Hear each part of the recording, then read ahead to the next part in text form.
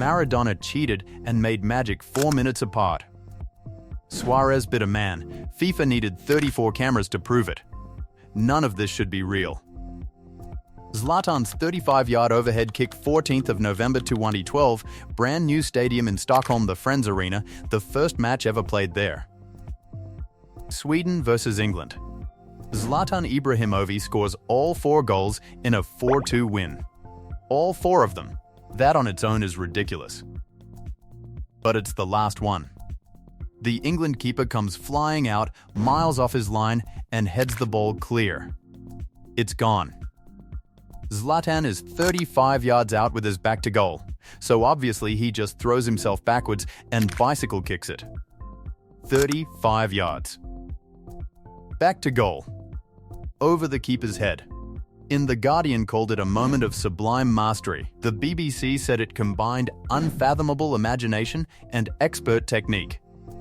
It won the Puskas Award for Goal of the Year, and people still argue it's the best goal anyone has ever scored. And here's my favorite bit.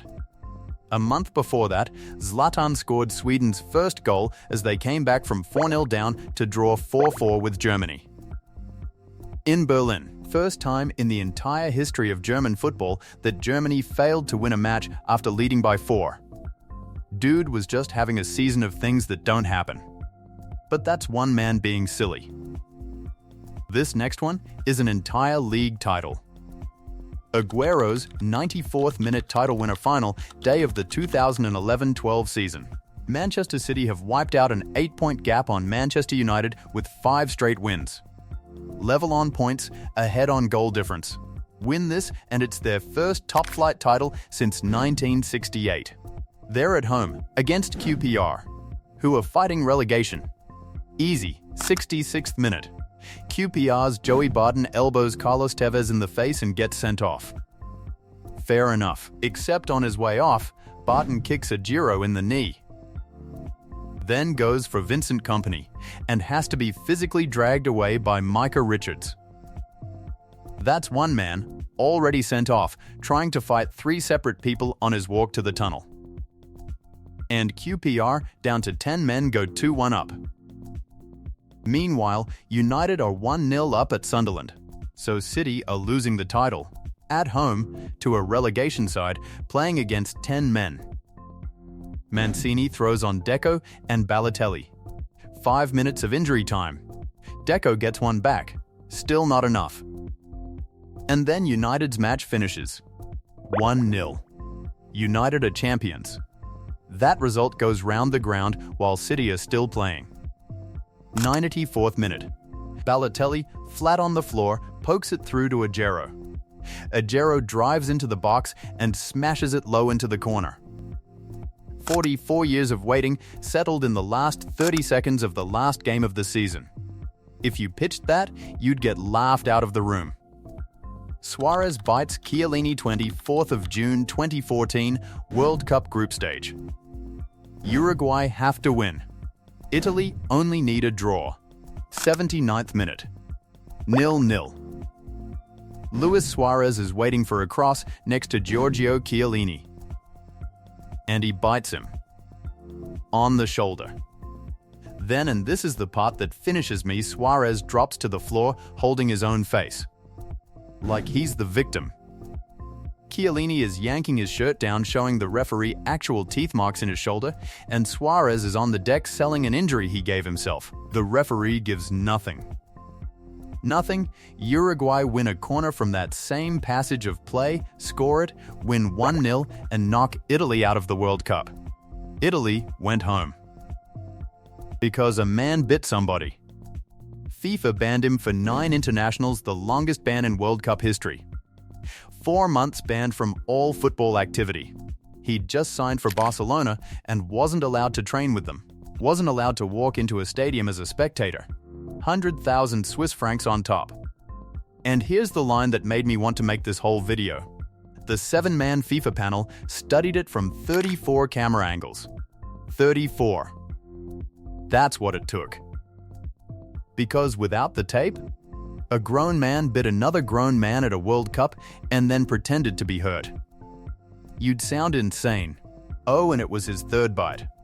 Third, speaking of things you'd never believe you're this far in and still not subscribed to Sports Plus, it's free. It doesn't bite. The Miracle of Istanbul 2005. Champions League Final. Istanbul, Liverpool versus AC Milan side that had won this thing 6 times. First minute, Paolo Maldini scores. The captain. Inside 60 seconds. Then Hernan Crespo scores twice more before halftime. 3-0. At halftime. In a European Cup final. It's over. Everyone knows it's over.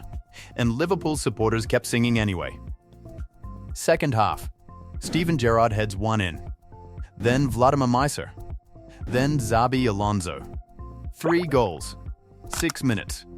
3-3. And Smicer's contract wasn't being renewed. He walked into that final already knowing it was his last game for the club. And he scored in it. Extra time, then penalties. Jerzy Dudek saved from Shevchenko.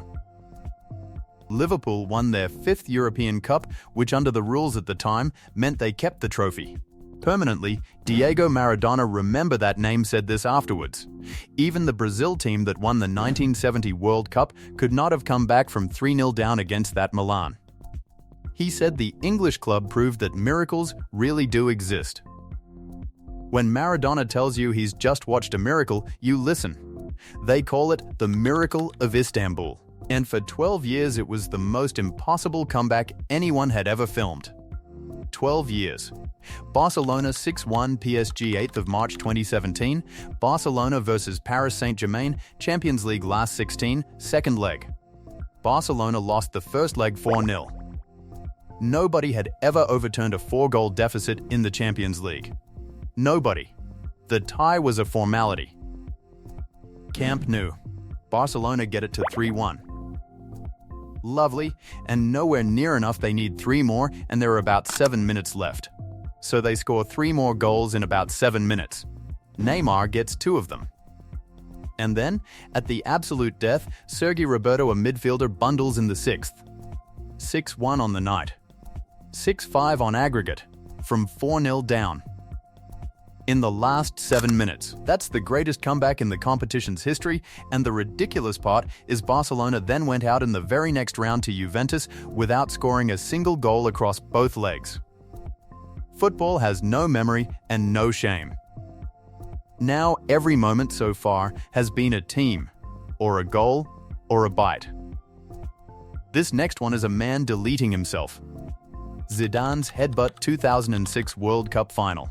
Berlin, Zinedine Zidane, already the best player at the tournament, is playing the last match of his entire career. He's announced his retirement. This is the final 90 minutes of Zidane. 7 minutes in, extra time. He's nearly scored a second header, tipped over by Buffon. And then, in the 110th minute, Zinedine Zidane walks up to Marco Materazzi and headbutts him in the chest. Straight red. He's off. He misses the shootout. Italy win it 5-3. 14th red card of his career. First ever red in extra time of a World Cup final. One of only 2 men in history sent off at 2 separate World Cups. Le Figaro called it odious. L'Equipe put a question on their front page: what should we tell our children for whom you have become an example forever? He'd insulted Zidane's sister. That came out later. And Zidane still won the Golden Ball. Player of the tournament. They gave the Best Player award to a man who'd been sent off in the final for headbutting somebody. He'd already retired, so FIFA couldn't ban him. They gave him 3 days of community service with children instead. In 2010, he said he'd rather die than apologize. He also said he could never have lived with himself if he'd stayed on and helped France win. 61% of French people said they'd already forgiven him. 52% said they understood him. The best player of his generation ended his career sent off in a World Cup final for assault, and half his country said fair enough. But he only did one impossible thing that night. The man at number 1 did 2. In 4 minutes, Maradona, 4 minutes, 1986, the moment we've all been waiting for. 1986 World Cup. Quarterfinal, Azteca Stadium, Mexico City. Argentina versus England 4 years after the Falklands War. There is nothing friendly about this football match. Maradona goes up for a ball with Peter Shilton, England's keeper. Maradona is 5'5".